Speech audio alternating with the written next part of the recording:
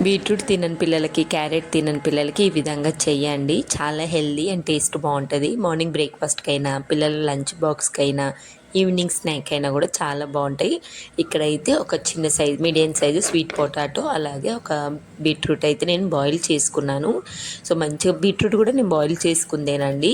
So potato mash చేసి beetroot తురిమేసుకున్నాను. మనం boil చేసుకున్నాం కాబట్టి ఎక్కువసేపు ఏం కాదు, జస్ట్ స్ట్రీమ్ అలా పెట్టేస్తే సరిపోతుంది.